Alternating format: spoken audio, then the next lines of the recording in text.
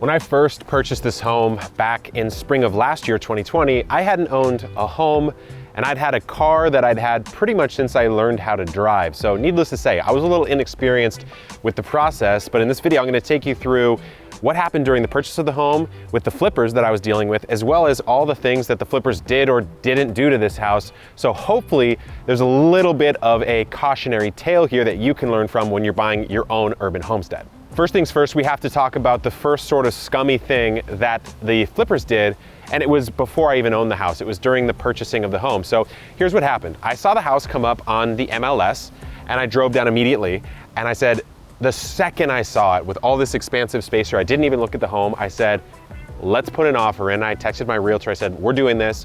And the funny thing is, when I actually showed up, within an hour or two of it showing up on MLS, there was already a realtor here with a couple walking through this yard saying really loud within earshot of me, oh babe, we're totally buying this place, right? Like for sure. And I'm thinking to myself, do you know who you're dealing with? You're dealing with the Epic Gardener here. There's no way I'm letting this thing go. And so in my head, I'm already starting to get that competitive spirit. So on day one, there were 6 offers. I was the second lowest offer. I come in with another offer and I drop a contingency. You have a physical inspection contingency, which you probably should never drop unless you're really desperate for a house. You have your appraisal contingency, which is how much the house is appraised for. And then you have your financing contingency. So I dropped the appraisal and the financing. I knew I could afford the home.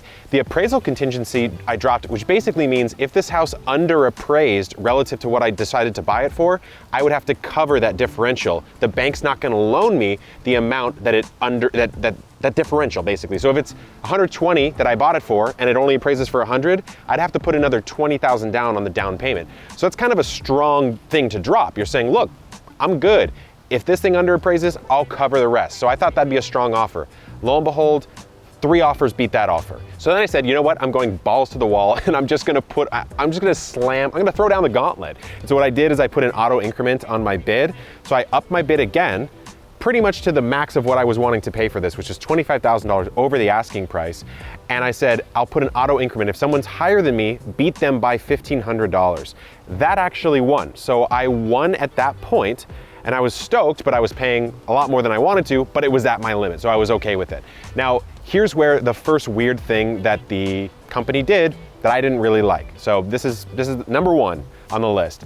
It's an ethics thing for me. So what they did is there was a weird clause in the house, in the purchasing agreement, that basically said, if the house underappraises, the buyer's only responsible for $15,000. Well, the house underappraised by $25,000. And so when they accepted our offer for that $25,000 over, we said, hey, look, we didn't put this in. You guys put this in, that we're only responsible for $15,000. So you need to bump the purchase price down by $10,000. And they were really, really mad, but it was their realtor that did it. So it's not our fault. We're just saying, look, you have a legally binding contract that I don't know why you put that clause in there, but you have to honor that clause. And so here's the first thing that they did that was kind of scummy. What they did is they said, okay, you're right, legally we have to honor it. Every single thing on your repairs list, which was pretty modest, to be honest with you, it wasn't like we weren't asking for the world. Every single thing on the repairs list that we agreed we were gonna do, not legally, but at least in email, we're not doing it anymore. Just because they were just being petty, basically. They're just mad. And so we said, okay, well, that's pretty scumbag to do. Nevertheless, I figured I could get a handyman, we'll get that done. If it means that I secure the property, I secure the property. So we came back and we said, hey, as long as you trim these trees, because those trees that used to be on this property were like sprawling all over the house, and it was actually kind of a hazard. If one was to fall, it would have damaged the roof, damaged the house. And so we got them to actually do that, and then we closed the deal, and the deal's done. But now let's talk about, as I walked on the property, some of the things I noticed later on, and sometimes even months down the road. So the first thing that the flippers did, I assume, in the front yard is they took a skid steer or something that would scrape a lot of material, and they just scraped off all the weeds, and then they put on some wood chips. Now I have to give them credit, these wood chips are actually natural wood chips. It's not some of that dyed stuff that would be really problematic, because I'm not a fan of it, and it'd be all over the entire yard. So it's kind of annoying because it disguised the weed problem that's actually here in the front yard, but I'm not saying that they should have cleared the weeds. That would be almost impossible and extremely expensive. It just was a little bit of curb appeal trickery that I didn't quite think of when I moved in. just how much of a weed problem, specifically Bermuda, which is one of the worst weeds you can ever have in the garden, that we would be dealing with, which is why, in the front yard at least, we've gone with mostly raised beds, because the Bermuda problem is not as bad back there, so we can do some in-ground stuff back there. The next thing that the flippers did was install this fence right here, which I have to say, I kind of like the look of it. It's a very simple fence. It's not gonna last that long. It's just 1x3, probably of the cheapest type of wood that you could possibly get. But what you'll notice is they didn't tackle this white vinyl fence because it's on the property line, which fortunately neighbors are very nice and it's been very great, but eventually I'm gonna have to rebuild that. It would have been nice if they just dealt with that out of the gate, because when I moved in, this place had 7 different types of fences around the property line. And fortunately, those of you who have seen the fence video know that that's been since fixed. We only have, I guess, 3 now. So I've deleted 4 types of fences from this property, but nevertheless, I would say pretty good job here, except for there's a lot of these like little vertical 1x3 bracing supports that they just randomly didn't put in, so it's causing warping. So it's just something I've had to do after the fact, which is just kind of a sloppy little detail that they missed. Here in the garage, we have probably one of the more silly things that I think the flippers did just to cover up something instead of dealing with it. Now, I've since replaced this garage floor. That's what I'm talking about here. You can go watch a video on the channel and we'll show you some footage from what we found. But when I first moved in, basically what we had on the garage floor was concrete or cement that was colored and then slapped over the ground in a very rough way. So it couldn't have been sloppier. It'd be like if you took 100 pounds of concrete, mixed it with water, dumped it on the ground and like barely spread it out even, and then painted over the top of that.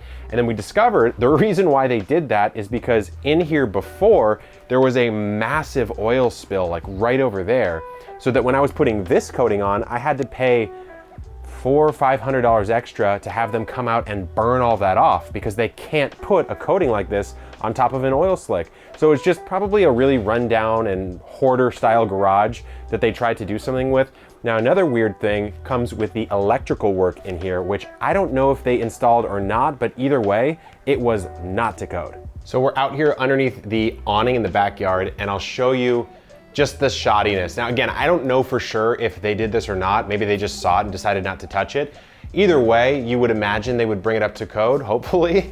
So we have this conduit here, which first of all, this is an indoor rated conduit. It's not outdoor rated, and the wire within it is wire that's rated for being in between a wall, not outdoors. So again, probably an issue in 2 different ways there. But the real egregious thing is, see how this starts to bend down and go inwards like that? It actually used to go up, and it went through the parapet of the roof, down through the actual roof, and then dropped into here. So what do you think happened? Of course, it just leaks all over the place on a conduit that is not rated for outdoor use, in a wire that's not rated for outdoor use. So it's like the perfect situation to just fry someone. So that was just really, really egregious, and I found out about that only when we replaced the roof. Speaking of the roof, here's a pretty egregious error that they made. So this is the soffit underneath where the roof comes out. And what you can see is it's completely rotted out, and we pulled some newspaper and random like fast food bags that was just stuffed up in there. So pretty much all of this soffit at some point has to be replaced. On top of that, the connection from the SDG&E wire, which is my electric company, apparently is like 6 gauges too small to go into this panel. So another thing they didn't catch. We're finally inside the Epic Homestead to show you a couple things in here that were just very sloppy. This cabinet, which at this point, maybe it's equally my fault because I haven't screwed it in yet, but it's just off its track, and the track is screwed in wrong at the end, which is probably why they didn't do it, because they didn't feel like redoing it. So now what I've got to do is realign the tracks and make sure that it goes in correctly while everything's already installed. Another thing is random bits of like plastic and tags and stuff were just everywhere. Like I can grab it right here. Just kind of awkward, just feels like a little bit of attention to detail wasn't done, especially in the kitchen. And I've got some more stuff in the kitchen for you as well. The fridge that you see here is not the fridge that came with the house. It did come with a fridge. I don't even know if that's standard for a flipped home. Maybe it's not, maybe it is. But either way, the fridge that they gave me was leaky. The ice machine would pour water out and then freeze it after it poured out. And so there'd be pools of water and random bits of ice, like the entire freezer, which is like full of ice. and couldn't get that fixed. So I ended up saying, you know what? It was a different design. I didn't really like the design of the fridge anyways for economy of space, because I'm gonna be putting a lot of produce in here. So I went ahead and replaced the fridge already. The dishwasher was an even bigger problem. Again, it was another one of those new used refurb things that probably cost them like 200 bucks to put in. Just don't give me a dishwasher at that point, because the dishwasher that I had smelled awful. It had absolutely no cleaning power whatsoever. I feel like I put something in, it came out dirtier somehow, because all the dirt just like stayed in there for some reason. And when we replaced it, because I've since replaced it, of course, what I found is the reason why I had problems with rats in this house for a couple months, honestly, until I figured out the problem. Because when we pulled this out, I saw that the entire back of this wall right here, the actual wall itself, there was a big hole in it, like a big hole, which would have been very easy to solve with just some plaster. This is a lath and plaster home. Just plaster it up and solve the problem, because that's where the rats were getting in, and then they'd make a nest underneath this dishwasher. So at that point, it's like, just don't even give me a dishwasher and solve that problem for me. It doesn't cost that much more. So the final thing I have to say about the kitchen, I will say they did a pretty good job with the aesthetics of the kitchen. It's nice, modern, light, clean looking at least, but space efficiency wise, I feel like the cabinets are really, really poor. And the reason why is because you can't open this one. Makes sense, you have the huge farmer sink. But then over here, this is just kind of an awkward angle. It's hard to fit anything very neatly or efficiently in there. And then these ones down here do that weird thing where they like go in like that. It's just kind of awkward. It's a small house, I get it, but it feels, to, at least to me, as if there could have been a better cabinet layout here to actually give you storage space, because I basically don't use like 25% of these because they're so awkward. Here in the living room, and really in all the rooms, the things that the flippers apparently did is all new plumbing, all new electrical, and I believe that they did that. Some of the wiring doesn't seem to have made much sense, so whoever they hired to do that may have just not done the best job. But while they were repainting and redoing all this and ripping out all the old wiring, to me it feels like you could have put in a few more outlets. It seems like they just mimicked the amount of outlets that were already there. And so there's no outlet. There's like one outlet in the living room, for example. There's like one or two in the kitchen. So it just feels like there could be a little bit more power. That's kind of a minor thing. I can always pay an electrician to do that, but it feels as if when you buy a house for as little as they bought it, and I know how much they bought it for, and you sell it for as much as they sold it for, that differential, throw $1,000 in and put a couple more outlets in. That's what I think. Another weird one has to do with the windows. So they replaced all the windows with double pane windows, which really does decrease the noise and increases at least a little bit of insulation. But whoever set the windows didn't set them perfectly, so that I would say about 50% of them fully lock. The other ones you have to fiddle with for like literally minutes to figure out how to like jam it so it actually fully locks, which is just, again, it's just sloppy. There are a couple more things outdoors that I wanted to talk about. First of all, I get a lot of compliments on the color of the door. I can't take credit for that. That's something that they did right, apparently. I'm not sure how I feel about it. Looks cool enough. I'm not really bothered enough to change it. They put these numbers in, which I've since taken off just for security purposes, but they were like hanging on by a thread, and so they fell off constantly. Another little detail thing, I replaced the mailbox that they had. This is a weird choice. They put on like a trendy looking mailbox that had an open top on a flat roof where the drip line is right there. So anytime it ever would rain or dew, it would just go straight into the mailbox. It's just something they probably should have thought of, but they didn't think of. There's some funny landscaping things that are since not here anymore, but I'll show you where they used to be and what they did that was just kind of foolish. So I know for a flipper, it's really all about the curb appeal, and if you make it look nice to the quick flash of the human eye, especially someone who's not a big gardener, you just put in whatever, right? And they certainly did put in whatever, because what they had in this area right here, which I have since re-landscaped, at least version 1, we might even improve this further, was bits of jade, like trunks of jade. So imagine you took a big jade plant and you cut off like 2-3 foot chunks of it, and then you just buried those in the ground as if that was a living plant still, or plant that would live on in the future. So there was a big chunk of jade right there, there's a big chunk of jade right there, and there were like these semi-dead like succulents or something in there that was just so silly when you walked up to it. Because I was like, okay, well, I'll remove the jade, and I got my shovel to like go dig it out. And then when I started to dig, I tugged on it and they just pulled right out of the ground.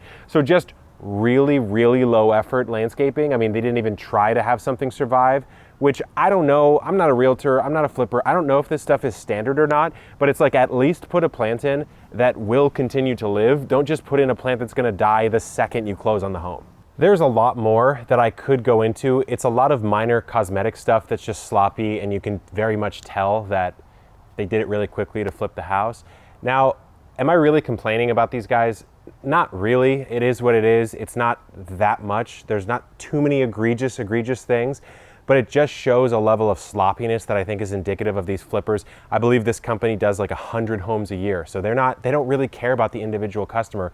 The long-term value that they care about is pretty much just flipping as many homes as possible. I know there's good flippers out there, of course, but I'll offer at least a couple words of wisdom if you are looking for a house and you know it's been recently renovated. First of all, it's tricky because right now we're in a crazy seller's market, for homes. And so remember the story I told you guys earlier where I was dropping a contingency, I was making an aggressive offer. I mean, we're seeing situations right now where people are putting in offers sight unseen, no contingency, $25,000, $50,000 above asking, and buying it completely like that. So if you're in a seller's market, you've got no leverage, right? You can't say, hey, there's weird stuff stuffed in the rotten soffit, go fix that. They're gonna be like, okay, next, because someone else is going to fix that after they buy the home for $50,000 above asking. So you got to know your market, but I would pay for a pretty rigorous physical inspection. I did actually do that, and so that's how I knew that they did all new plumbing, all new sewer, which was fantastic, something that they actually did that was quite good. But I could have gone a little bit further and poked and prodded on some of these things. I wouldn't have known to check a lot of this stuff myself. How would I have thought, never owning a home, to check the soffits or to check the conduits? I probably would hire a physical inspection that does, all the points. They run through the whole house, and then I would hire a technician for each of the different systems of a house. I'd have a plumber run through, an electrician run through, and I'd probably have, a roofer or something run through and just get a quote and see, hey, how long does this roof actually last? Because another thing that I even forgot to mention is when I put the new roof on, the roof probably had about 5 years left in it, but it was this torch down thing. And as we pulled it off, we discovered what they did is they just put on another sloppy layer of the torch down, which is a common thing for a flat roof. A lot of people will have a shingle or something like that. They just put on a really sloppy layer of it, and they left like buckets of tar up on top of the roof. They left a hole open in the roof where they moved the water heater outside. They just completely left it. And if it had rained, thankfully it doesn't rain much in San Diego, the water would have rained straight through the roof system into the crawl space, and then who knows what would have happened. Probably caused mold or rot or something like that. Luckily, I patched that part by getting a new roof before it even rained. But I would just say, if it's gonna be a home you really want to invest a lot of time, money, and memories in, I would spend the extra few $1,000s or maybe a little bit more than that up front to get an expert on each of these systems to come in and tell you exactly what's going wrong, and then figure out what your tolerance level is for the type of issues you're willing to deal with and the type of issues that are like complete disqualifiers for you. If you have shoddy electrical and you're like, I don't want to deal with that, I want a home that everything I plug in absolutely works, then you might have to write some things off. So if you have any other questions about this, I can do another video on what to look for when you're actually buying an urban homestead, if that's interesting to you, the positive side of things. But let me know in the comments. Good luck in the garden and keep on growing.